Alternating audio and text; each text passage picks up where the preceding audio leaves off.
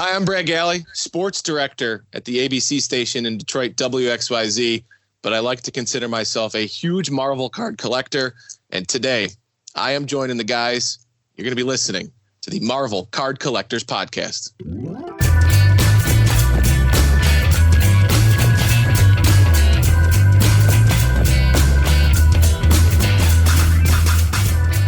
Hello, everybody.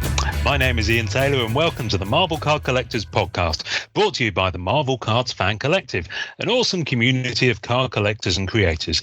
You can find our two groups on Facebook, details of which are at the end of this podcast, so come check us out. With me, as always, is my co-pilot in all things Marvel cards. He's a diamond geezer. It's Norrin Rad. That's good. Diamond geezer. That's nice. That's nice. I like it. Diamond geezer. What kind of diamond geezer? Are you familiar with the expression, diamond geezer? Of course, yeah. Who doesn't know what that is? No one knows what that is. What is that? So a diamond geezer, the dictionary definition I found out, a diamond geezer is a reliable person who's really a very special person. So you add all that up and you get an equivalent of he's a good sort, he's an okay chap, he's a great bloke, he's a good fella, he's a hero. These are the glosses for a diamond geezer. See, it sounds dirty. So I thought it was but it sounds like a very lovely compliment. It's modern Cockney. That's what it is. And you are a diamond geezer, my friend. I like that, actually. I might get a jersey with that saying that on the back. Thought you'd like that. Have we? No, there he is. He's back. He went away, and I was like, that worried me for a second, because there is another diamond geezer on this call. You may remember him from episode 65 of the Marvel Card Collectors Podcast. I am absolutely thrilled to welcome back our friend Brad Galli. Joins us this week. How are you, Brad? Guys, I am so excited to be with you, and everybody that listens to this is going, is it a sketch artist? Is it an amazing person from Upper Deck to join us? Is it an actor from a Marvel movie? Is it a comic book writer? Oh, no, it's just that guy from Detroit that collects cards. Great. So don't skip through the episode. I promise you we'll have some fun. Hang on a minute. No, you are listening to one of the premier sports broadcasters in the USA, quite frankly. Yeah, seriously. I've underselling yourself. Been checking out your content over the past year in a kind of a crazy kind of fanny stalkish way, but you do put it up on the internet, so you've only got yourself to find. But I like the cut of your jib, sir. Your just style and your manner and what you do with the different sports that you have to kind of cover and interact with. I like it. Thank you. That's really nice. And it's not stalkerish, it's support, because as soon as we started interacting here, I think we've all become pretty good friends in a socially distant across the globe way, which is what makes the group and this podcast so special. So I appreciate it, Ian. Oh, bless you. Thank you. We appreciate you, brother. I watched something this morning that I had an absolute blast watching, and it was the video that you did with Ty Simpkins. Who for those who don't know, what's his kind of connection to you and to Marvel? So Ty Simpkins was the young actor in Iron Man 3 and popped back up at Endgame for the funeral scene. He was in Jurassic World. He's been in some scary movies that I admit to him I've not seen. He was doing a tour of Major League Baseball parks around the country here in the States, and a kid locally was giving him the tour.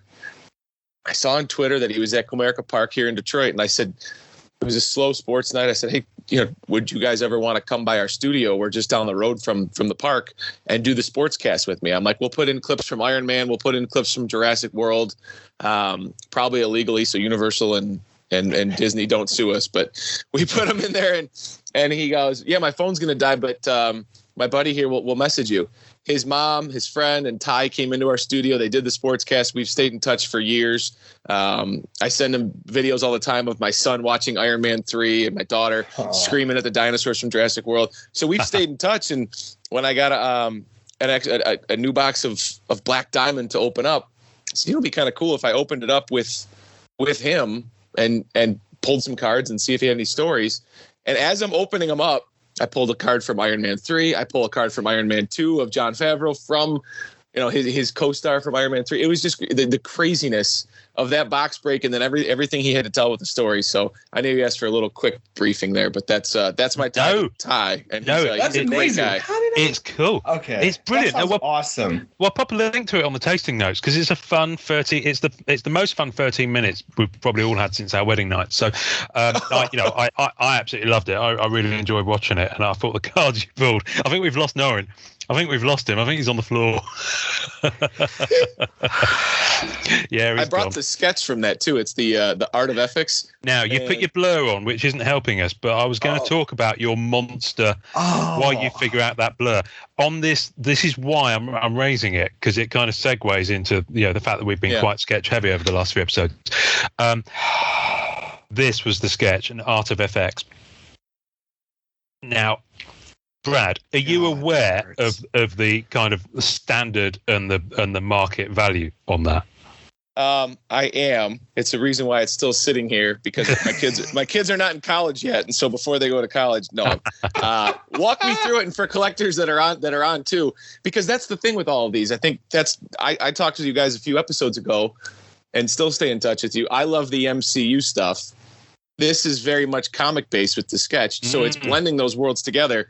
So give me an education. Give anybody an education that's listening from my side. Art of FX is a French artist. I think his name's Omar something. And lovely fella. And his sketches are kind of top shelf. They're up there with Freddie, and Ash Gonzalez, I'd say, is up on that level as well, who you spoke to last week. Yeah. And I'm, if I remember correctly, knowing they're going 500 plus. Easy, maybe 700-800. Right. Wow. No, and you got 2 characters on there, which are Emma Frost and Jean Grey. Yeah, the female character. Or maybe Rogue. I can't tell because of the green and black. Possibly Rogue. Yeah, it looks more Rogue than Jean. It looks more Rogue. Oh yeah, green eyes, Rogue. It must be Rogue. So you got Emma Frost and Rogue on there. 2 of one of the most famous women superheroes done by FX. I don't know, man. That thing is definitely 500 plus. I wouldn't go lower.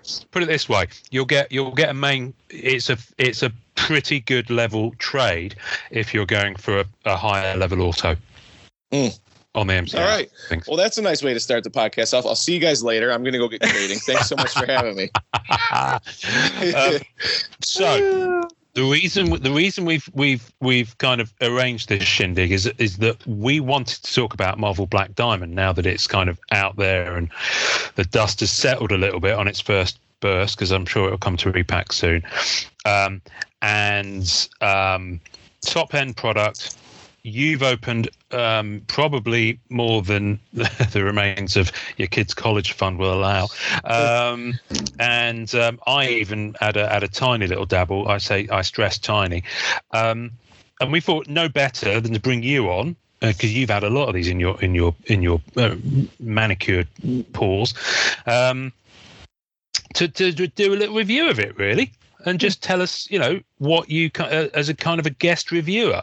So, how much did you open of the set? I had an inner case waiting for me, so it was 5 boxes on opening day, and then there were 3 loose boxes at the store because people had gotten there even before me on opening day to buy a few. Great guy in the group, Brian, shops at the store with me as well. And he messaged me that he had gotten a couple and he was really happy. But just so you understand, I have 2 kids. And with all of this, I said to my wife in October when the product dropped and I was freaking out, we were at a bowling alley on vacation with my nephews and my sister-in-law and my wife. And I go, you're not going to believe it. They're dropping the high-end product that I talked about on that podcast that we were hoping that they would come out with someday, because we should get some credit for describing exactly what they ultimately created, even though they had it ready to go, right? I didn't want to say anything, but I'm pretty sure we talked about it before it happened. Like exactly what they did, right? Exactly. We considered saying that to Grant Sandground, but we didn't want him to walk off the show after 5 minutes. So we kind of kept that one in the bag. Well, actually, you've actually kind of answered my question, because I wanted to find out from you what your reaction was when you heard it was coming. So that, because you'll know of Black Diamond because of your you're collecting, because that's a brand that existed anyway in the top end of sports. Hockey. Yeah. Wow. And I remember trading Black Diamond hockey cards on the playground with my friends because the Detroit Red Wings at the time were the Stanley Cup champions. They were going back to back to try to defend their title. They ultimately did. And we would bring Black Diamond to the playground. I remember a kid named Nick on my birthday card. He taped Black Diamond cards to my birthday card and said, "Happy birthday" at my birthday party. Hang on, he taped them on. I mean, we were 8, 9 years old. Oh, that's sweet, though. That's nice. That's nice. So what I was going to tell you, as this product is, and I listened to the podcast with Grant, it was awesome. And you even name dropped me then, but which was so nice. When I'm listening and he's describing it all, they really do take fan reaction and they take collector input and put it into the product. It seems like, they're listening and as the hobby booms, it's nice to feel like, all right, we were heard. At least that's what I tell myself, right? Yeah. Yeah. No, it's true though. Like I feel the same way. I mean, they've been extremely attentive in the group, and I say that completely unbiased. Like they've been definitely around and like asking questions and observing. You know what I mean? Like, for sure. It feels like there's fans being listened to by Upper Deck for sure. Yeah. So what I did at that time, I said to my wife, I go, I want to get a case. I'd only ever gotten one case. It was for my 30th birthday. It was the Marvel Cinematic 10-year product. And I said to her, I go, I want to get a case of this. And she said, okay, I got a challenge for you. You sell cards in your collection over the next however many months and set that money aside to buy this. I was like, that's a great challenge. It's no extra money. It's the stuff that we have in the basement anyways, and we have in my collection at different places. So that's what I did. I started with the hobby boom. I mean, everything I had was double, triple, like you guys know. So a couple of hockey cards that I sold helped put me towards there. I collect Star Wars as well. So move some Star Wars cards and some sets and just low end things that just all compiled up. And all of a sudden we got to release date and that's how I paid for it. So it wasn't like I'm just sitting here as, some bow tie, bougie, fancy collector here. like this is, I worked towards saving up for this deal. And then, our local shop guy, I'll even give him a shout out, Rochester Sports Cards and Memorabilia in Michigan. Steve is the best, and he gets it. He goes, I'm setting this thing aside for you. He goes, you're my most loyal Marvel collector. I'm not going to, come in and take the highest bidder. He goes, if I did that, I'd lose you as a customer, and I know that, and that's what this is all about. So I opened the case in the shop. They had the entire staff come over and sit at a table with me. It was. I don't mean to sound like a complete nerd, but that's what this is, right? We all love the nerd life. Oh yeah. It's welcome. It was an unforgettable experience and a day I won't forget as a collector. That's awesome, man. That's so cool, dude. I love it. It was funny when Black Diamond was coming out. I was like, I can't wait to talk to Brad about this. And I messaged you immediately. I was all right, I want to pick up something, man. What do I do? Because I'm dying over here. But I was so excited to hear your take on it and to like see you looking for cards and see you hunting. Yeah. And man, it's all about making that card fund. I think all of us in the hobby now know like that's the way to do it, right? Because it is a form of like gambling, and it can be dangerous and all this other stuff. And I think that's what the groups are good for, and like the podcast. You know what I mean? Like people know the value of things. They're like, okay, I can get this amount of money for this sketch. This goes to this next product or whatever. Mm-hmm. You know what I mean? I think that's just standard way of collecting at this time. Yeah. And if you want, like, I'll start off with like the first part of the review, which is the honest part. When this thing came out and they announced the checklist, I didn't know what I was going to attack. Like, I wanted to get an Anthony Mackie autograph. He was one of the new signers that I had never had. I was actually lucky enough to interview him when he came through Detroit and he was doing a movie. One of my favorite interviews ever. He was awesome on camera, off camera. He was even funnier. So I've always rooted for him, just like in his career and everything he's ever done. He's had ties to Michigan. He was in 8 Mile with Eminem. So I'm like, okay, that's one guy I want, is to get an Anthony Mackie autograph. I'm on my way to the shop to open this case, right? And I bought in a break, and I landed a 6 diamond Infinity Stone Captain America Chris Evans card. Oh, that's gorgeous. We will put pictures of these on the toasting notes, folks. That's amazing. Photos, yeah. Oh, wow. What's it numbered out of? 23. Oh, of course, yeah, because that's the number of the movies. They are beautiful. Those, is that 6 diamonds? Is that the full Infinity? Yeah, that's the yeah. Because I remember watching some breaks, and those are the ones that were going for crazy money straight away, and that people were. So you got that from a spot break. And I don't do those. Like in the sports world, those things get nasty. You can lose a lot of money. And Norton, as you said, that's worse than gambling. So I like watching those on YouTube almost as like an anti-drug, to watch them, to say, I'm not putting any money in. I'm just going to watch the breaks so that I can just, scratch the itch. Right. I've been there. So, but of course with this product, I'm like, that wasn't enough. So I bought in a couple more breaks. I'm not kidding you. The next break, Doctor Strange, 6 diamond Infinity Stone. Oh my goodness me! Can you buy me a lottery ticket on the way home? This is outstanding. What did I tell you I wanted the most? Right. Third break. No. Oh, diamond. Yeah. Oh, the gemography as well. They're the nicest ones. So Anthony the gemography, for those who don't know, the gemography ones have got a single diamond. And the actor, it's a sticker, isn't it? Yes, yeah. Yeah, but still, that's incredible. He has a great signature too. Wow, I don't think I've ever got a chance to really look at that sig. That's like one of the nicest ones. So I get the Anthony Mackie there, and like they say in basketball, like you shoot until you're hot, and then you keep shooting until you're not. So I kept buying in, but did it carefully because the prices were at the beginning pretty decent, and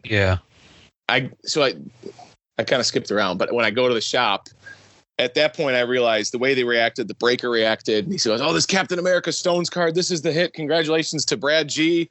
I go to the shop and I pulled the Black Panther 6 diamond Infinity Stone out of my case. I got decent autographs, right? Nothing insane. I pulled a Haley Atwell, Peggy Carter, which was awesome.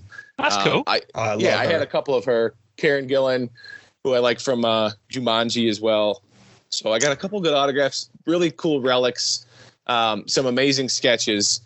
But the Black Panther was just like my jaw hit the floor. Yeah. So we went that route and did a couple more breaks, did okay, and then on eBay I got for $100 some wacky auction. It was just a 2 diamond Anthony Mackie. I'm trying to get nice. Yeah. That's nice because that's not got a signature. What's that? 15 is that? Yeah, I think so. I actually really like. I think I like the retro diamond relics a lot. I really like them. They're nice, man. Like I keep flirting with getting an Ant-Man one, Paul Rudd. Yeah. I keep flirting with it because I love his character in the MCU. I think he's one of my favorites. And man, they just look. I love the layout of that card. It just looks good.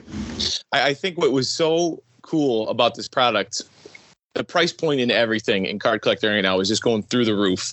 And if it were a different time, the value, at least if you were to go buy a box for $350 in a normal time, and you came out and you pulled one of these, or maybe you bought 2 boxes and you spent $700 or $600, and you pulled one of these diamond relics, is there untradeable value there, and you have an unbelievable card? Maybe not, but personally, like you just said, there's an Ant-Man there, and for an Ant-Man collector, this is a card you want in your collection. Like I love collecting Captain America things. I told you Mackie's a character I like and an actor I like. Like I sought this out. So I think that's what they packed so much unique value throughout the product. Yeah. That's what impressed me. That's what I liked about it. And then the sketches that you had on top of it all for people that just like drool looking at some of this artwork, which is undoubtedly unbelievable. Like I pulled this Carnage sketch, this exquisite Carnage sketch.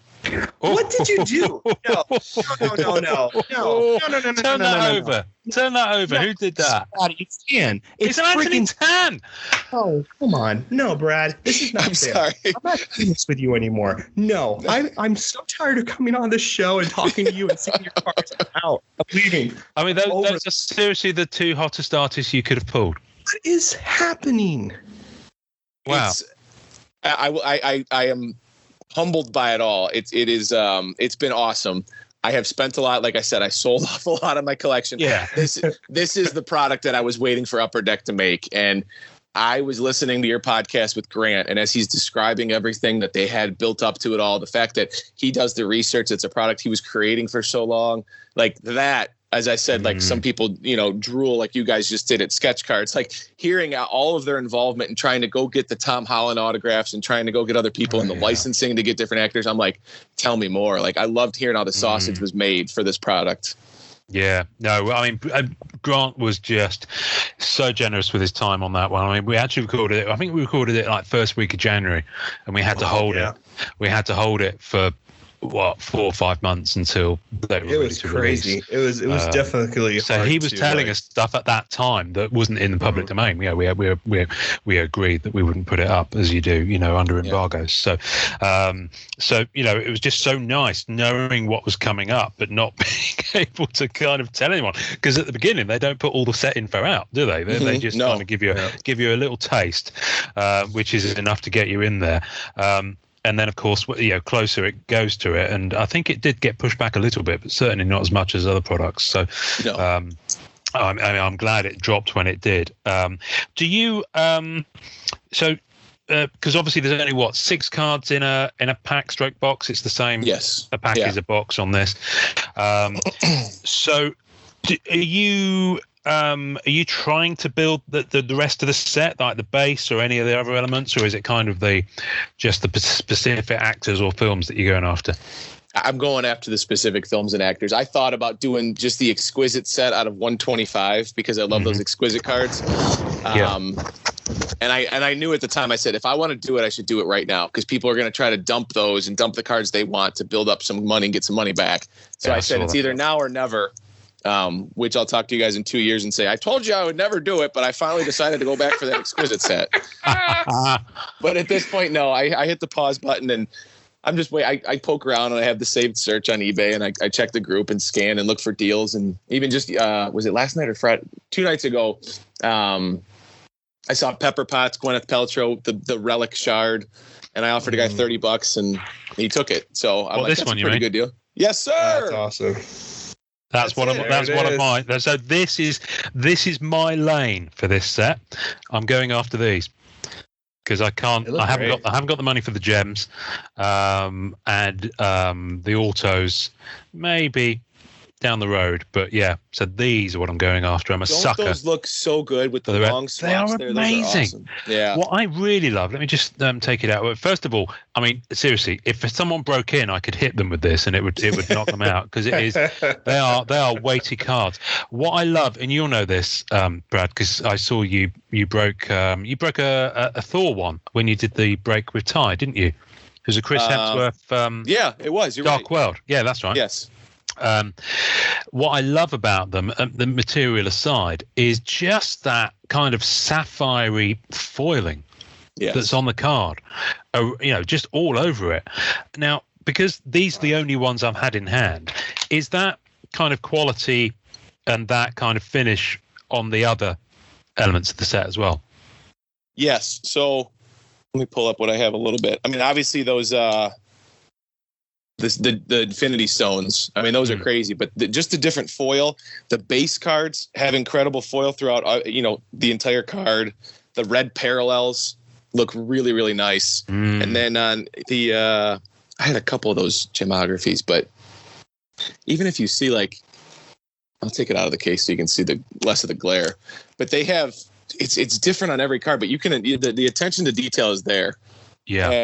And even listening to Grant talk about that and trying to get the production, and they put money into the foil, you understand like what separates in their mind, which was really revealing to hear. Like, that's what separates a mid-level set from a top tier set, is all of that foil and all the printing. And I'm listening to my head, I go, I guess it makes a ton of sense. And that's why those base sets for Endgame and Infinity War with the 2-tier or 3-tiered base sets, like, that makes a lot of sense. Yeah.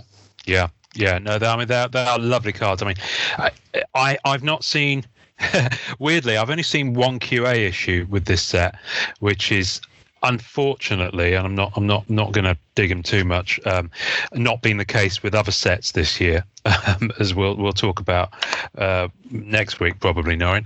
But I did see one QA, and that is the what are the ones with the kind of film cell? Oh, what the are they called? Diamond. They're kind of a gem-shaped manufactured film cell thing. I can't remember the facets. Yes, that's it. Someone got one of those, and it literally because it's obviously a composite layer, the card, and it had come apart. And so the bit of acetate was just loose, and he had two halves of the card. So whatever the glue is that holds these together, and I don't think he forced it or anything like that. I think it literally just came apart in his hands. It's the only thing I've seen. Talk to me about your kind of biggest surprise in terms of having them in hand. What was the thing that kind of either wowed you the most, or was the most unexpected thing to have in hand when you broke them? Oof, that's a really good question. I think the day of, it was the surprise of, how are they going to put together what was in each box and to know what you were going to get. And I know it said you got one exquisite card in each box, and I was looking forward to those. I love the exquisite cards that they've done across different sports and the value that's packed in those. Excuse me. To get one of those and to have that as the third or fourth best card in each box, that to me, absolutely just, made me go, are you kidding me? There was a guy that had bought, so I told you Ryan from our group bought a couple boxes, I believe it was, in the morning. There was a guy in between us that had just gone in, and he was, I think, a baseball card collector. And he goes, well, what are those? Is that new today? And the shop owner said, yeah. It's, however much a box. And he goes, all right, I'll take a shot. I've never done it before. And he pulled one of those Iron Man diamond facet cards. And just to see different collectors reacting to those, and to see people go, wow, look at this. They packed so much value into each of those inserts that there's really no throwaway insert card. To see what people in the group have done with some of the patches. I know those are the cards that people say, oh, dump your patches. And admittedly, they make some of my money back. I tried to do that. I tried to trade or sell some of the patches. But now I'm looking and going, oh, man, what I could have done with those Iron Man patches. Or if I had grabbed those, you know what I mean? The value in each box and each pack, that's what surprised me the most. And each box is so unique. Eugene in our Marvel group here, I did a couple breaks with him, who is the funniest breaker I've ever been a part of in the world. He's hilarious, man. And he's not a price gouger. He does it for community building and for fun, which is just what this is all about. As he's opening each box, like, there's a 1 of 1. There's a sweet relic card that across the pond Ian's trying to get his hands on. I'm sitting there looking and seeing, is he going to pull an Anthony Mackie that I know I'll never touch, but at least I can say I was a part of a break and watched it. So I just think the unique value across each box, you see just a lot of times it's very generic and repetitive. With this product, it is definitely not. And I give Upper Deck a ton of credit for at least doing that to wow us with each different break. Yeah. No, I mean, I'm just one thing I've seen with it is the different, because you're right. Not everyone, with most modern sets, not everyone can go for the whole thing. Right. So it's very interesting to see the different I kind of think of it as a mountain. You get different routes up a mountain with different levels of difficulty. It's like that. So people are doing different things. So there's one guy in the group, I think he's going for that red set, which is the red exquisite, which is what, 20 numbered to 23. Joshua Carr. Josh, that's it. That's it. So he's going for that, and every time he posts, it's like the red quest continues is his hashtag, and he's getting these amazing miracles, and he's making a serious dent in it. Now, the interesting thing about the red one, of course, is that there is a card that was pulled from the set. It's on the checklist. And knowing, I don't know if you're aware of this, Anthony Hopkins. There's a card of Anthony Hopkins as Odin, not signed or anything. It's just it's obviously got his photo on, which appears to have been pulled from the release. So the base exquisite, we haven't seen any. It's not there. However, I've seen now 4, I think, of the reds managed to get through of the Anthony Hopkins Odin. And I think the first couple, people didn't know what was going on, so they got they sold for probably less than they're now realizing. I think I've seen them going at about 800-900 now. Yeah, which is crazy. And he got one, I think, Josh. Right? That's what propelled them to do this red set. Yeah, and so I find that interesting. It's probably some contract thing or whatever it is. There's a reason. Maybe at some point we can ask Upper Deck again, why that didn't hit the set. But it's interesting. So obviously I'm going after these diamond relics, and there's not too many of them, relatively speaking. But so Norrin, apart from Ant-Man, was there any aspect to the set that you would be tempted to dive into? Maybe when it hits EPAC? I'm not going to lie to you. Like seriously. Like in all seriousness, like I've never seen. I don't think top 3. I've never seen a better card set do stuff with design and foiling than Black Diamond. Like in all seriousness, like I go on eBay looking at my watch list, and I keep looking at them because I'm just like, oh god, because they're expensive. It's definitely a choice, and that's kind of where I'm at with it. I'm like, how do I attack this thing? You know what I mean? Like a part of me wants to get one of the Infinity Stones of like my favorite character from the MCU, because I'm like, okay, that's a cool one card to have. It's out of 23. You can grab it. But man, it's a choice to make that decision to get one of those guys. So I'm still not bought into it. I went on one of Eugene's breaks just for like fun or whatever, and I got Goose. I got a diamond facet Goose. I was so tempted to do a Goose rainbow. Yeah, I know you were. I was so tempted. Have you got it? I do. I didn't know you had a Goose. Yes, I do. I'll bring it over.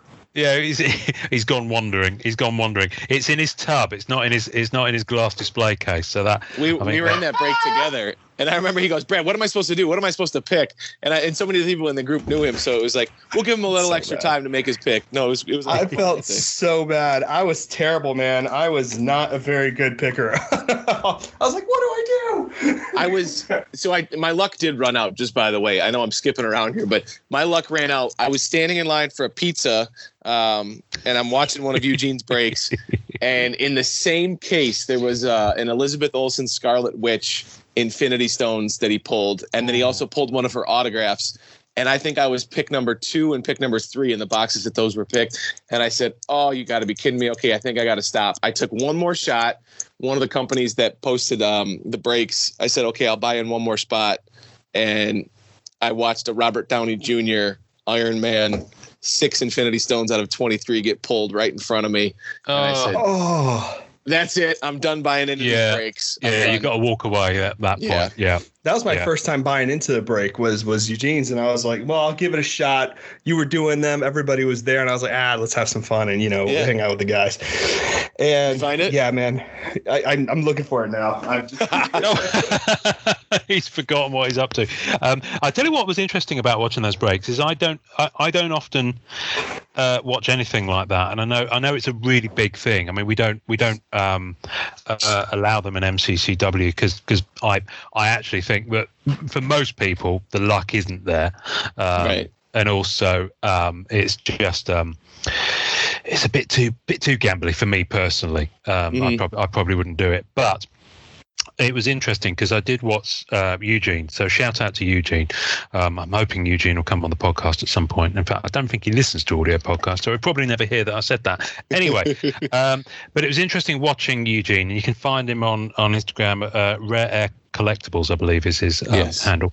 And it was so interesting watching the way he was talking and reacting to things, because I've only ever typed back and forth with a guy, on Facebook. So all of a sudden I'm hearing him, and he's like a bingo caller or a sports announcer. Yes. And he's like, what is it he says when you pull something really hot? Was it bang bang or something like that? Bang bang, it's a banger. That's what he says. It's a monster, it's a bang bang. Banger.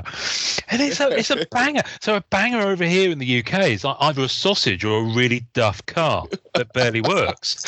So I'm like, what's going on? But I was watching it and I genuinely couldn't figure out, because I could see that he was selling the spots. I genuinely couldn't figure out how it was working. So I'm glad it at least worked for you in the beginning, and that you got some good stuff without. His breaks were great, and I'll even say it too. I don't do these normally, and I got caught learning even throughout all of it. Like, I understand how they work, but I got duped by a couple of people that, I mean, it's very grimy, and there are a lot of people that do this to just suck any penny out of any collector that they can find and try to hit them over the head. I got into one. They sold 23 spots, Ian, for each movie. And there were only, I think he was a 2-box break. So there were 12 cards, but he sold 23 spots. And say you got Iron Man 2 and there were 2 Iron Man 2 cards.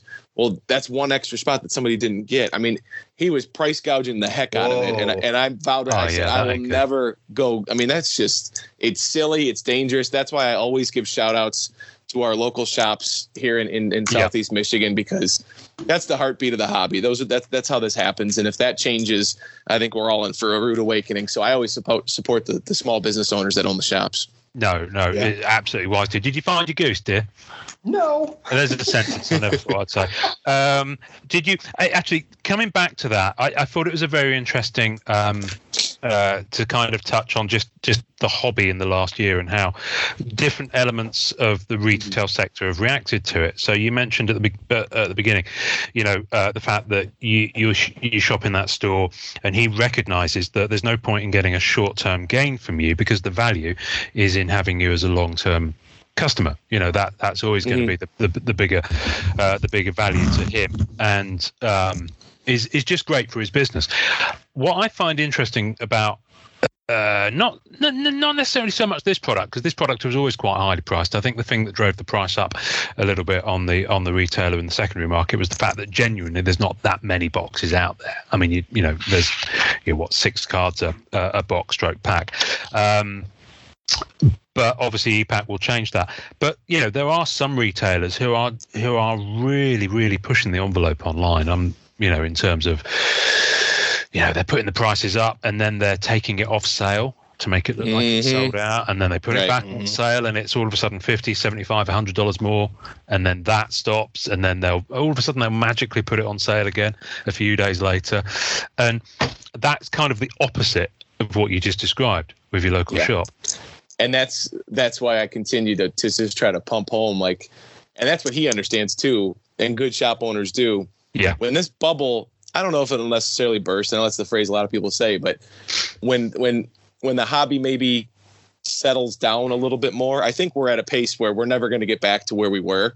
But when things settle down a little bit more, what our local shop owner said to me, he goes, I know baseball card collectors will continue to come back. Star Wars cards collectors, Marvel card collectors. He goes, there's something unique about collectors that collect products that are not as widespread. And he goes, and there's value in that. And I believe in that as well, because every new release, I'll be there on opening day for Marvel Cinematic Universe cards. And he knows that. And so there's something in that relationship. The big box, online retailers, they don't care because they know they can toy and set the mark. And listen, I respect everybody that's trying to make money out there throughout all of this. I've not been one of those disgruntled people that say, look at these flippers, they're absolutely ridiculous. I get it, man. A lot of people have lost their job over the last year and a half. And so whatever you can do to make money, in a healthy, safe enough way that's not too nasty. I understand why people have the motive they do, but I really do value the relationships people have with local shop owners. When you go to weekend card shows, a group like you guys have created on Facebook that you go, hey, I need a card like this, or if this Joshua Karp wants to build the red set out of 23, you have people like us sitting here and talking about it on a podcast, rallying around him and celebrating it and saying I hope he gets it. If I see a guy, maybe I'll tip him off, or if she's got a card, I'll help him. And so the community building is what I still love about this hobby. And I think even in light of this insane boom, there's still that part of the trading and collecting that brings out the youth in all of us that still should be celebrated. And it still is a really fun part of all of it. Yeah. And it is also, what I love is the fact that, we know that Joshua's going after the red set. We know that Ali from Titan, bless her. Yeah. She's going after a Loki. Just cards of Loki, and I think she's doing pretty well on it, from what I understand. She's a beast, man. And there's other people who are just going after their little sort of sections of it. And I've chosen to go for the diamond shards, and I let Goose pass me by. Did you find Goose? No, I have no idea what I did with Goose, and since it's a cat, it's most likely having an adventure out in the neighborhood and eventually come back home, like many cats do. But no, I'm sure it's here. I must have been looking at it and I put it on a bookshelf because I know myself. That's probably exactly what happened. But I don't know where Goose is. but I'll find Goose in a second. I thought you were going to have a very valid point to ask Brad then. You said but. I was like, oh, what's Norrin going to ask? I'm going to show you the other diamond shards I've got because I just love them. Like I said, I've only got 3. Right. So there's Captain America. There's my Captain America. And that's from Winter Soldier? Yeah, Winter Soldier. So yeah, that's a nice one. And the other one I've got, because I don't have any of the double or triples yet. The other one I've got is Tessa Thompson. Nice. From Ragnarok. Really like her. She's awesome. Yeah. She was awesome, man. And awesome that's really Valkyrie. Just killed it. I tell you what, I've been watching the prices on these, and the ones that seem to be going for higher are the Scarlett Johansson. Hers is going pretty well, and the other one is, as I guess you'd expect, Black Panther. Yeah. Chadwick.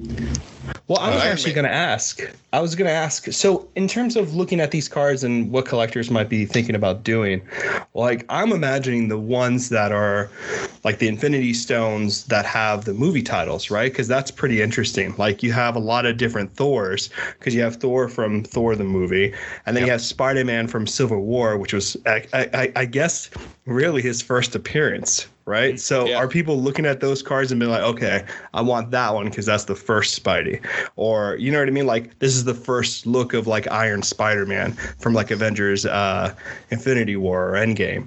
You know what I mean? I love those kind of options there because you do have like first movie appearances, which is what I've been looking at. Because like I'm thinking about like Ant-Man, and I was like, do I get the Ant-Man from Ant-Man and Wasp title? Do I get do I get Lily Wasp before she's Wasp? Like, what is my decision here? Because I really love that aspect to the set a lot, actually. Well, even the photography that they included in there, like one of the Spider-Man, I think just base cards I got. I looked at the same thing. I said, well, what movie is it? Before I looked at the title, and it says Endgame. I go, okay, well, what scene? And he's holding the gauntlet. Yes. It is really cool. And I all of a sudden I go, well, maybe I'll go get the parallel from that because that card is really cool. And that scene was awesome. But then there are a couple other ones I go, I hated Civil War because they were all fighting each other. And I'm like, this isn't cool. And family fights, that's not fun. So when I get a Civil War card, like I pulled that relic of Captain America from Civil War. And I'm like, I kind of want to trade it for one from Winter Soldier because I love that movie. Winter Soldier is one of my favorite movies, you know? Oh, it's one of the best MCU films, hands down. It's a great movie. Yeah. No, that is funny. And I'll say this. So if people are listening and saying, how could I get those sketches from Brad? This is where I turn the commercial on. Avengers Endgame. When I started with you guys on the podcast last time, I told you that I had gotten a couple of those exquisite cards. I said, they're fun. Well, then I pulled the Black Panther one. Let me see if I can swipe that up and show you. I found a box on eBay that somebody was just trying to dump. And I know that because I bought it at a price that was lower than I even got it at retail. Wow. And I pulled the Chadwick Boseman Black Panther. Nice. In the same box, Chris Evans' autograph. Outstanding work. My wife was on a work call. I went downstairs, and it was a very serious work call. And I am miming to her, can't believe it. You can't believe it. Look at these cards. You can't look at these. And she looked at me like, I really want to break away from this work call right now, but you know how I cannot. It's the last thing I can do. And she ran upstairs and gave me the biggest high five, the biggest hug. And she's like, you got both of those out of that same box? And it was funny because the shop owner like triple charged me for shipping. And then when the box got here, I had to pay an extra $10. And so I messaged him before I opened the box. I said, hey man, you gouged me for like an extra $25 for shipping. Is there any way we could, come back to, even if not for all of it, just a few bucks back? And the guy never responded to me. And when I opened the box, I said, no, I think I'm good. I think I can, I think I'll eat that $25. So I'm now trying to go after all of the exquisites, which I've been a little bit obnoxious about in the group, but I've gotten 15, all 15 of them out of 49. And I now need the big 5 that are numbered out of 25. Oh, wow. And there are a lot in Japan that a few collectors have told me are in permanent collections and are not going anywhere, which is a bummer, but I get it. That's the beauty of this. So if anyone has those exquisite Endgame cards, let me know. Let's make a deal. So let's make something happen. Are they hard numbered? Like what are those? Yeah, they're foil hard numbered. Exquisites. You see in the corner out of 49 for Chadwick. Are they all out of 49 each character, or each character differs?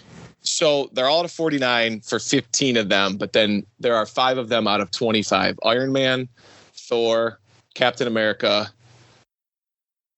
Did I say Spider-Man and Black Widow? You know what? 25 is not bad though, man. Like that's not impossible. Like even if some are in PCs, like I don't think that's gonna happen. You know when you get to the realm of 10, that's when it starts. The realm of 10 is the real hardship. That's the ones that are always driving people crazy. I've located all of them. A few people are willing to move them. They're just respectfully. They know I want them. They're really nice cards. The price is high, and so we'll see if we can make it happen. We'll see. That's the big goal right now. I guess that's the next question, right? Not to put this on you and drive you crazy, but what's going to happen with EPAC? Oof, isn't that going to be interesting with Black Diamond, right? Like it's going to be a wild, wild west. I'm excited, but I'm also really nervous, aren't you guys? Like I'd be freaked out. Are you kidding? Yeah. I'm scared, and I'm not even like hardcore into the set. Like I'm freaking out. I'm wondering what an EPAC achievement's going to be for that set. I wonder if we'll get like a big surprise. I feel like we're going to get a big surprise. I think something special might happen. I'm excited about that. Would you think there could be some autograph signers that they've not had? I'd be surprised. That's my like top of the list huge want is them to be like, oh, by the way, we got this actor to sign cards and boom. Who else? Was Paul Bettany new? Paul Bettany was new. Anthony Mackie was new. A couple of the lower end, like second tier actors from some of the Captain America movies, I feel like. Who was the MMA guy? Someone? Oh, I know the guy you mean. I can't think of his name. Wasn't there an auto from someone who was in the Edward Norton Incredible Hulk movie as well? Yeah. Did I spot? I think I spot that. And Benedict Wong, is it? He was in a few sets before that. Yeah, he signs for everything. Basically, he's just happy to be there. But there's a few. I'm just trying to think. So who's not? Obviously, we know Robert Downey Jr. only signed once, and you know they're top end Grail cards. Do you have one of those, by the way? I wish. I wish I would walk into some old hobby shop on some vacation that we're on or some road trip, and I walk into a shop and they've got it for $250, and I say, hey, would you take cash? And then just run as fast as I can once I get it. It'll happen. If it's going to happen to anyone, it'll happen to you. No, I believe in you. I'll cast the runes and whatever else I need to do to make it happen. So obviously, I don't think they'll get him. Scarlett Johansson's never signed. Maybe she will for the Black Widow set. You would have to think, like, if they're going to do a Black Widow set, if they don't get her, they better get the rest of the cast. Like Florence Pugh, David Harbour. I know I signed for Stranger Things for Topps, I believe, but that also doesn't mean a lot in the past. Oh, I've got his auto on a James Bond card because he had a very small role in Quantum of Solace. Yeah. Wow. Yeah. So he's not shy of signing stuff.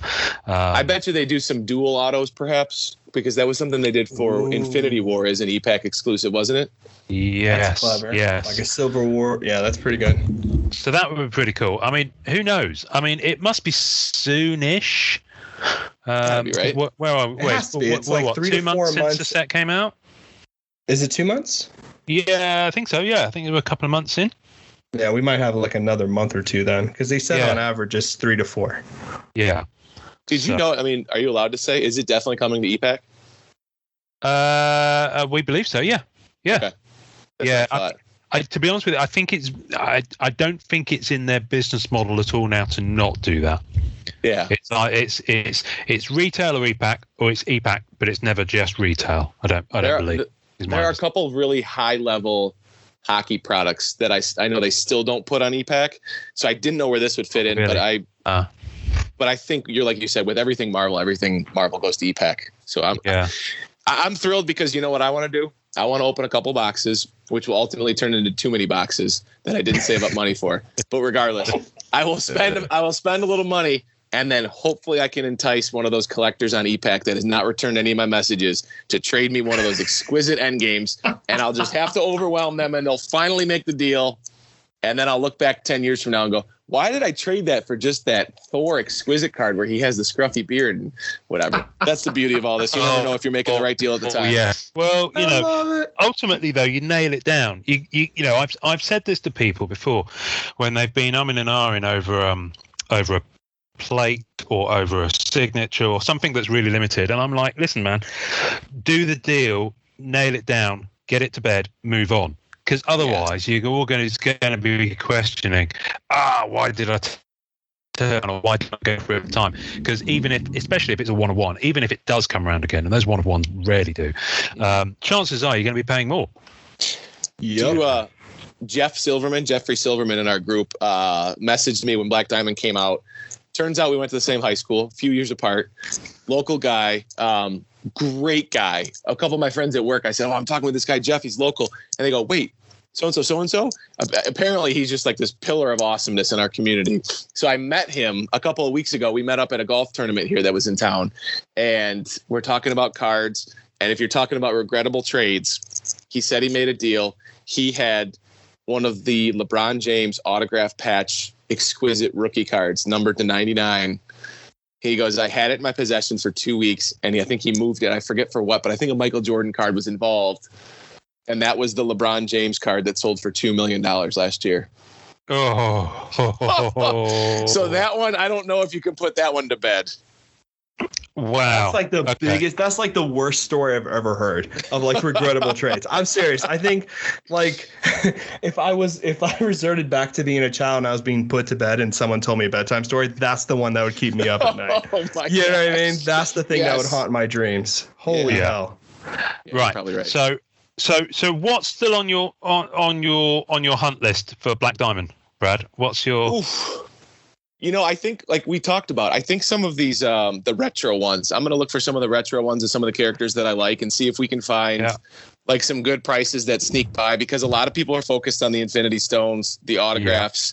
And I think some of these are really underrated, and the diamond cards have really held up the value. As I'm learning with these end game cards, I got into the game way too late trying to collect the set, and now I'm playing catch up at an uncomfortable rate. So I think maybe some of the retro ones, and then just some of the characters that I like. I pulled the autographs that I was hoping to get. I would like to get actually Paul Bettany.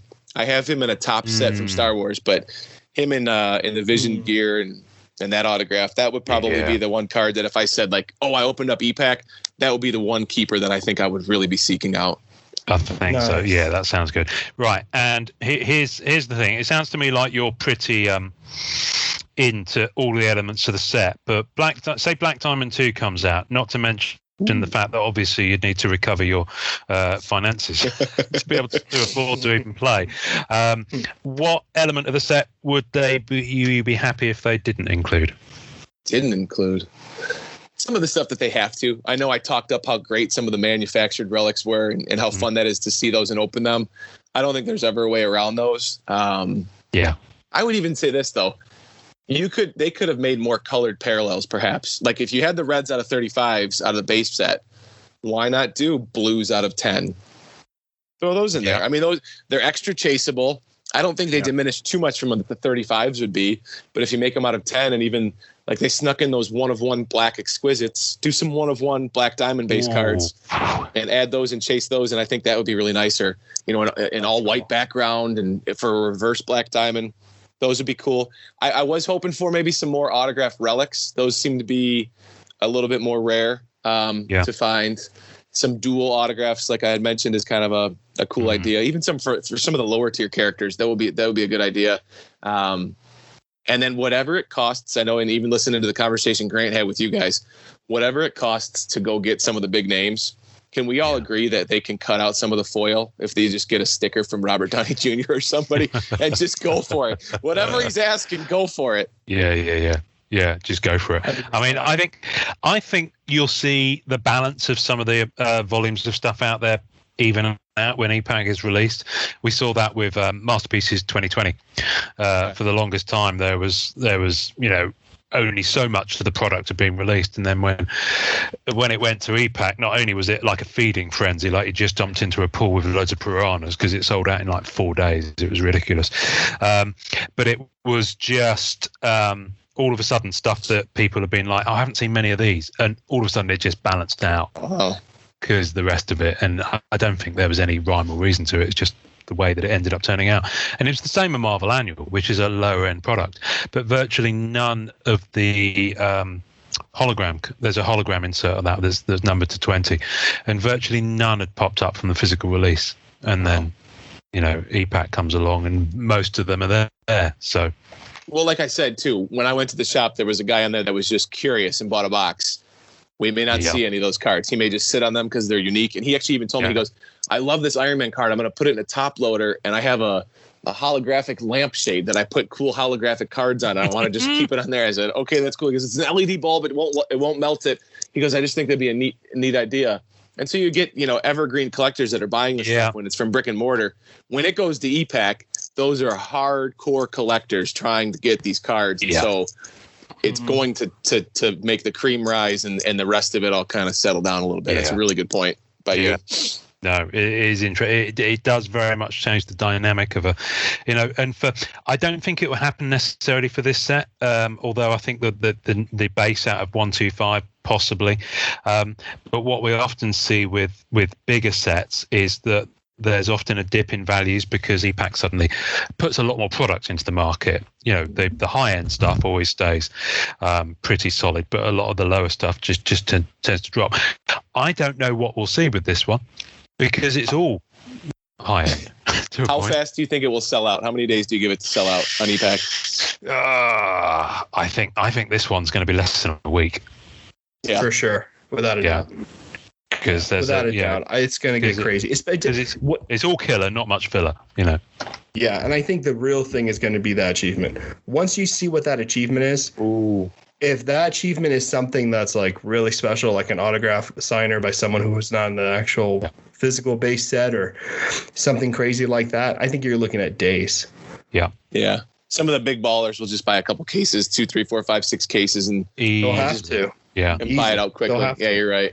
Because then they're going to use that all for trade to run to that achievement. And sometimes that's worth it, man. Some of those achievements end up on ComC and end up a lot cheaper than people did the initial chase for, but some of those achievements you just don't find again. You know what I mean? Yeah.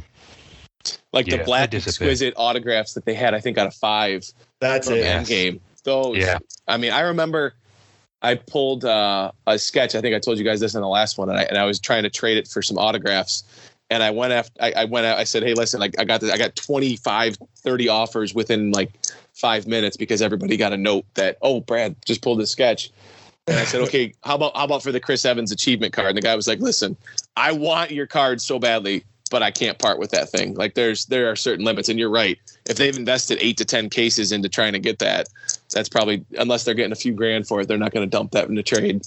Yeah. No. Yeah. No, and that's what happens. Yeah. That's a lot of money that they drop on that. So, Brad, it sounds to me, Brad, that Black Diamond was kind of your perfect product. So I should have said that at the beginning. I should have said that it was the greatest product that I've ever opened. And I told my card shop owner that. I said, Steve, this is my favorite product ever. Not even close. Endgame is right there because I just absolutely love the movie and how they did that set and the signers and the exquisite and everything around it. But I go, this set, what did you just say? It's all killer, not filler. I think that's the tagline.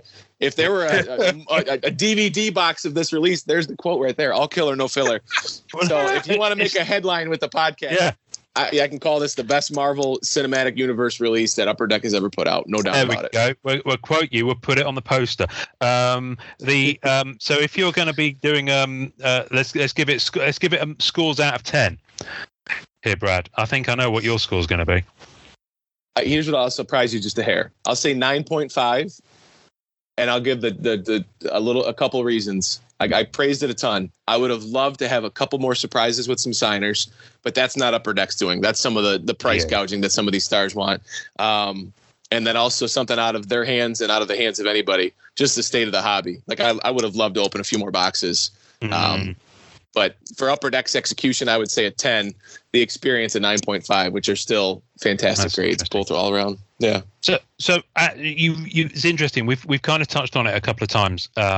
and I don't want to keep you too long because I know you got family around and stuff going on. But no, we have a family sleepover happening right now, so I'm going to stay here talking to you guys for a long brilliant! time. That's cool because I kind of wanted to segue slightly off Black Diamond and just talk about some bigger picture stuff. So you've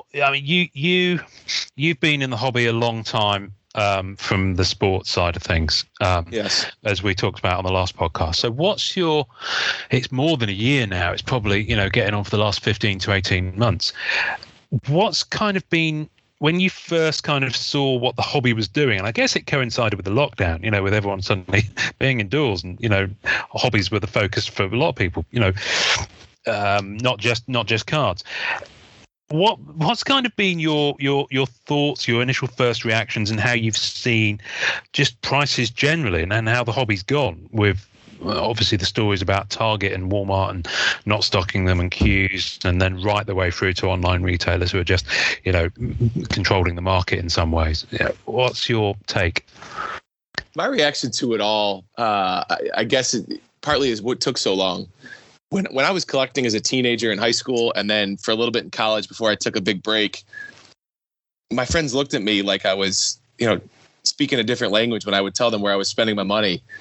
I go, there is value in this. I'm telling you, like I pulled this card and I sold it for $125, or I got my buddy down the street pulled this one and he sold it for $1,000. People spend that much on cards? And I said, yes. And don't you understand, if you have a piece of history in the sports world, or at the time, I was diving headfirst into the MCU stuff. I said, listen, Robert Downey Jr. is going to go down in history with this role. Anything tied to Iron Man is going to be a part of history. That seems like a waste of money. And then nobody wants to have that conversation. But as soon as like some of these big time social influencers start talking to that younger generation and saying your Pokemon cards should be worth something because we say they are, it was really interesting to hear the market turn. When people saw prices for LeBron cards starting to skyrocket and they wanted Zion Williamson or whoever the next big basketball star was, prices started to go crazy. You started to see people look at Target for just a cheap Zion rookie. Well, now there's no such thing. Everything's a Zion rookie with value. So it instead of kind of a slow build to this, it all just kind of went from a roller coaster effect. You're slowly climbing to just shoom, and it's going from 0 to 100. So my surprise was really that it took this long. I feel like people should have recognized the value in all of this. And I know it's just cardboard to some people's eyes, but if you're looking for an autographed jersey of a superstar athlete, there are thousands. There could be thousands. You don't know how many there are. The value is so subjective.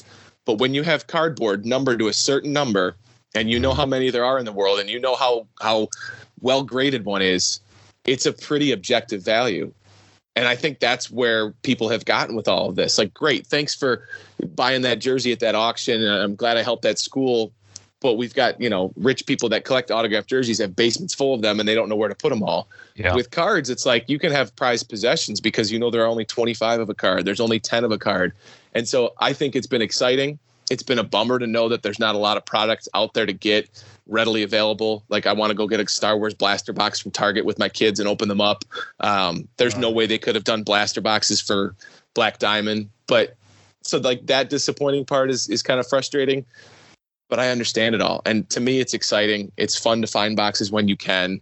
I think it will come back down to earth. And so I'm hopeful for that next step to be like, all right, we're in this crazy environment, and then product will hopefully be readily available as the companies start to make a little bit more as well. Yeah. Yeah. It is interesting. And I know you've talked about it an awful lot with the Instagram content that you do and the people that you've spoken to. But the more I speak to people now, the more it seems to be a realization after the initial shock of it, that what has happened is it was just a sudden snap rather than a gradual thing, but it was a market correction that happened. Yeah. And it's gone poof, and it won't go back to where it was because it was lower than where it should have been. It can't. I mean, Brad said it beautifully because Brad is a wordsmith, but truly, I mean that. I really do mean that. But it's true. But like what people don't realize is, man, all of us who collect Marvel know when we went into a comic book store and we're like, hey, you got any Marvel cards? You're laughed out of the building. You're looked at like a joke. Like, it's terrible. And these cards, the 1990 Marvel Universe cards, each one was like 10 cents, 20 cents. Like, no one gave anything about those cards. And now when the prices started surging and the market correction happened, everybody's like, oh, what are people doing? You know how much I got for basically buying a PSA graded 10 1992 Marvel Masterpiece Silver Surfer? People saw me spend $100 on that, and they gave me such crap for buying a graded 10 card for $100 of 1992 and other ones. And now that card, everyone wants it, and it's way past what I paid for it. But it happened overnight. And what people didn't realize is that everyone in the Marvel card world, and this sounds harsh, and I don't mean it to sound harsh, but it explains a lot what happened. No one graded their cards. No one thought about it. Everyone just bindered, sleeved, and done. No one had any experience from the sports card world or looked out to the card world. It's such a really crazy experience, and people don't know this. When you go to a card show and you're looking for a card, and you see one graded and you know the grade and you see it there and you don't have to fight the guy or woman who's selling it, look at the corners or see them shuffle it in a box. You got it right there. It's not a coincidence that all these cards are graded, and that's how people are dealing with trading and selling cards, is them being authenticated. And the same thing with jerseys. Man, a pack inserted autograph card, hard numbered, you know exactly where that's coming from. The COA doesn't have to be discussed. It doesn't have to be like hanging on the wall in a card shop. The provenance isn't up for question. There's no question. There's no question. And a lot of people, and Ian and I have been going into like other movie non-sports stuff, because we're like I got a Ghostbuster card signed by Ray Stantz, Dan Aykroyd, and I'm like, yo, that's my favorite Ghostbuster. He did them on card. This is really cool inserted thing, and boom, I have a piece of like cinema history here, especially with relics, right? People don't understand that the relics at one point in Marvel cards were worn, right? They weren't source fabric like you have in Star Wars and other things. They were actual from costuming that appeared on film. Yeah. Where else do you get that opportunity other than cards? Right. And that's the thing that people don't understand. Oh, they cut jerseys in there. And what's the corny question that you get asked all the time? Do they still put bubble gum in there? No, man, they're packing some real value in here. You say about being laughed out of comic book shops. I cover our Comic-Con locally here because there's always a sports figure in there. So I weave it into work and we have fun with it. And Ric Flair, the wrestler, was here one time, and that's another story for another time. But I have gotten to know him very well, and his family and the whole deal. And he's an amazing, hilarious guy. So I go to interview him, and we walked around for a little bit. And when we finally ditched him, I said to my producer, all right, now we need to go find some Marvel cards. And every booth I went to, I'm like, listen, we can't get the day's just going to get better. We hung out with Ric Flair. Now I'm going to go find some Marvel cards. And the day just took a turn. The amount of just berating and laughing I got from people. Why would we have those movie cards? Those things are trash. Those things are garbage. And do you know, guys, those are some of the most, that dates back to like the first Guardians of the Galaxy, which those boxes, if you have any of them now, are like 1,000 or 3,000 because Chris Pratt signed for them. Yep. And you can't find his autograph in anything. No, it's wild. It's wild. No, and it's just insane. It's very, very insane. See, I find it fascinating because obviously a lot of your content on your Instagram, especially, is you doing your day job. It's like I said a couple of weeks ago, you were posting little mini videos of content you were doing with that golf tournament that you were covering, and I find it fascinating the breadth of different things that you will cover in your day job, which is we've alluded to it, but for those who haven't heard the last episode, what is your day job? What do you do? So here in Detroit at our ABC station, it's WXYZ. I'm the sports director, so I'm the sports guy on TV. So 6 p.m., 11 p.m., you're watching the local news, and I'm the guy anchoring it. we're trying to move away from just traditional, here's what happened in today's Tigers baseball game, here's what happened in, the hockey game. We do that. But I also like to include different interviews, feature stories, like everybody in local news is doing, because we know everything's moving digital. So yeah, we don't necessarily think digital first, but we think digital and TV in the same step. And so trying to evolve it all together. So that's what I do. And that means going to a lot of practices, going to a lot of games, and covering a lot of different things, because like you guys have alluded to here, sports collectors are now in Marvel. Marvel collectors are dabbling in sports. And so with sports fans here, people are widespread and they try to do different things. And so that's what I cover, and that's what I do here in Detroit.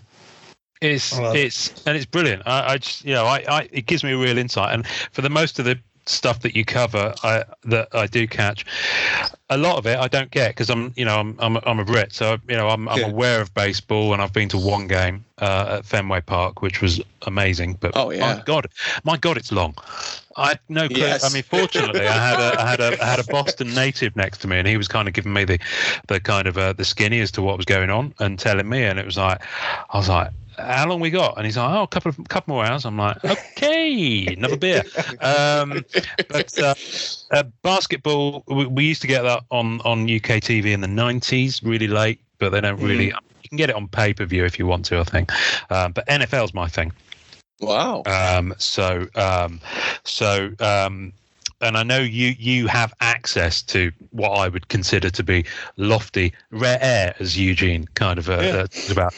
You're able to go and speak to these guys at the Detroit Lions about their next season, and and people like that, and have access to that.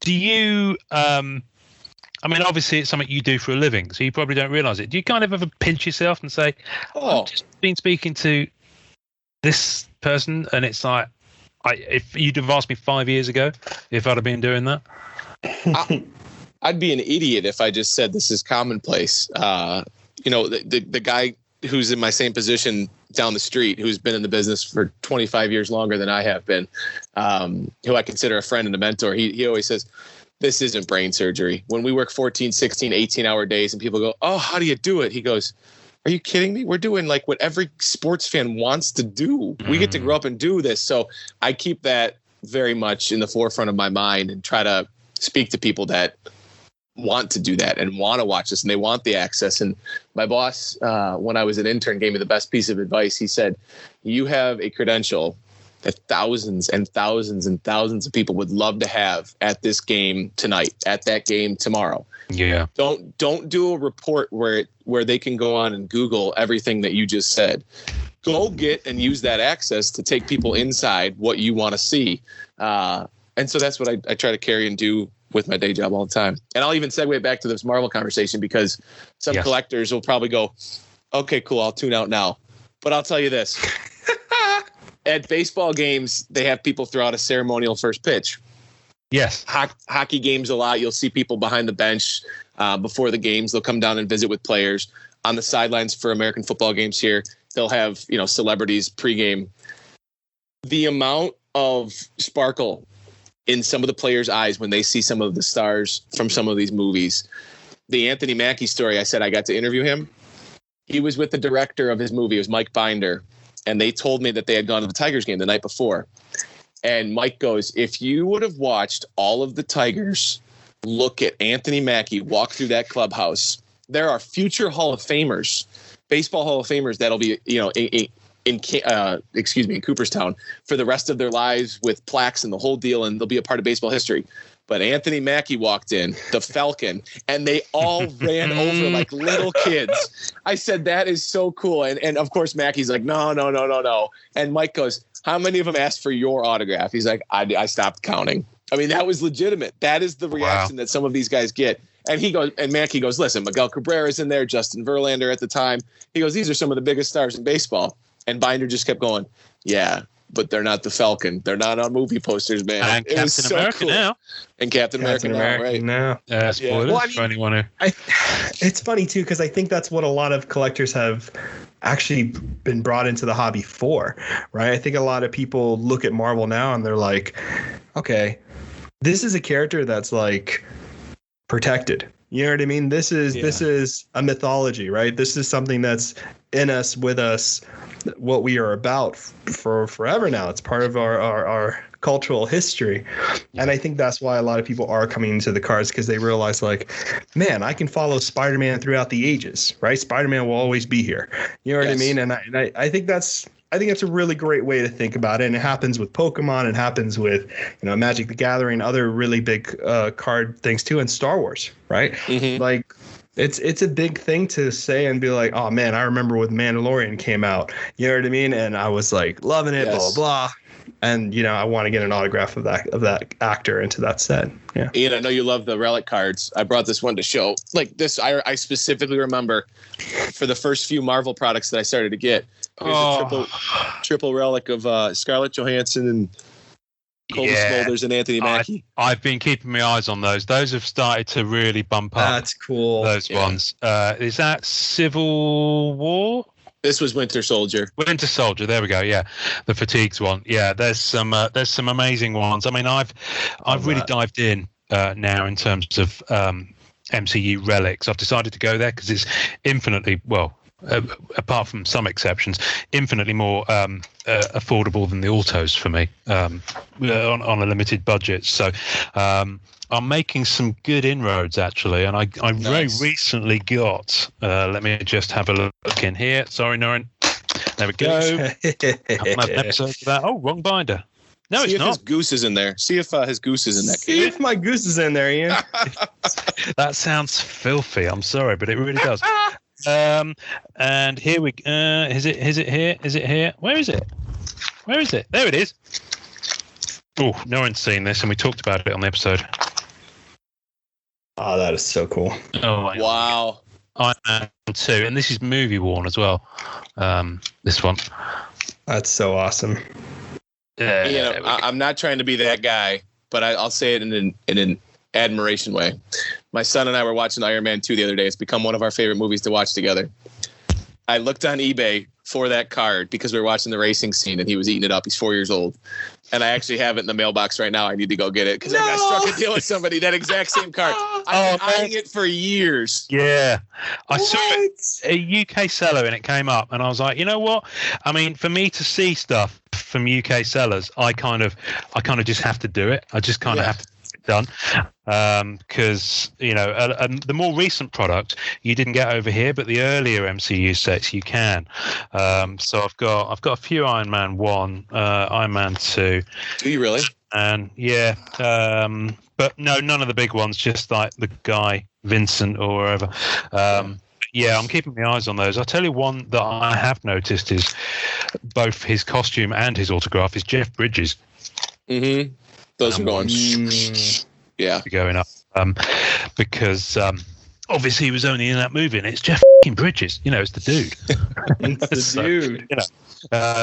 If you're going to get his autograph card, I'm hoping he's doing all right because he was diagnosed with cancer about 6 months ago. So hopefully, he'll be pulling through because we need the dude to be around for a bit longer.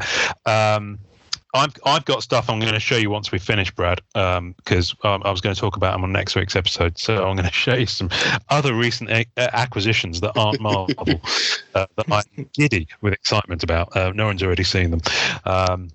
But yeah, I'm just really looking forward to getting into them more. I'm in the middle of, and again, we're going to talk about this next week. I'm in the middle of completely refocusing how I collect, and it's going to be a lot more of.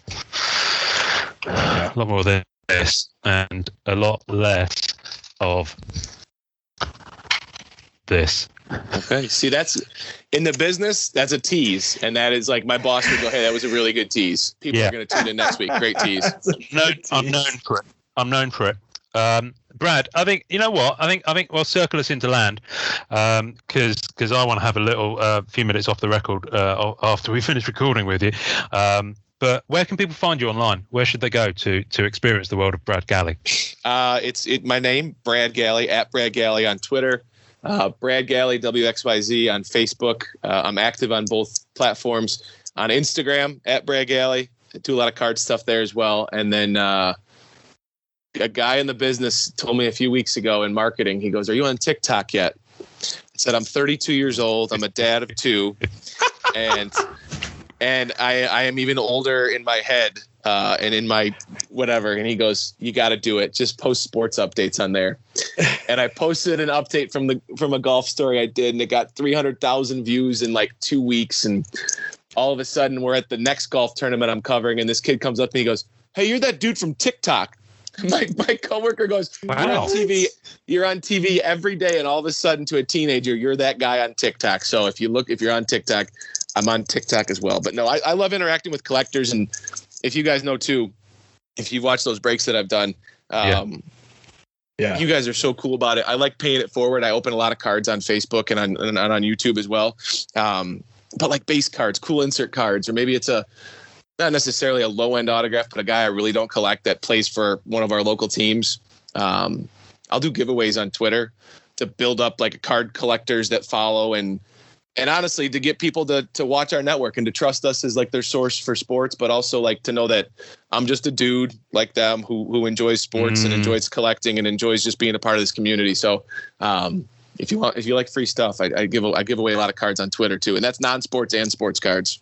That's really smart, because it all does. It just adds to one of the biggest things that I'm always told because I work for a marketing agency. So we've got a social media director, and the one thing she always says is that brands that have authenticity are the ones that people relate to, and that's exactly what you've got. So you're the real 100%. Deal. You're the authentic Brad Galli. That's nice of you. Let me know all of Upper Deck's dark secrets that they shared with you and what's coming next when we get off the record here. I will do. For sure. Yeah, I will do. Well, because you didn't write it down, you see, I did, so it kind of only. Brad, you know how we end our show. Yes, I am Brad Galli. I love collecting Marvel cards, and to everybody out there listening, stay tuned for next week because Ian's got a really good tease for you. And so everyone out there, enjoy collecting. Thanks for listening to the Marvel Card Collectors Podcast. Visuals and tasting notes for each episode can be found on our Facebook page. You can subscribe and leave us a voicemail via our home on anchor.fm/MCCP. We're also on iTunes, Spotify, and all major podcast platforms. Please take a second to subscribe, like, and review our show wherever you get your podcasts. Our podcast can be found by Googling @the MCC Pod, which will also find us on Facebook, Twitter, YouTube, and Instagram. Our Facebook community is at MCCW, Marvel Card Collectors Worldwide, and MMC, Marvel Masterpieces Collectors. The great music we use is called Rocket Power by Kevin MacLeod.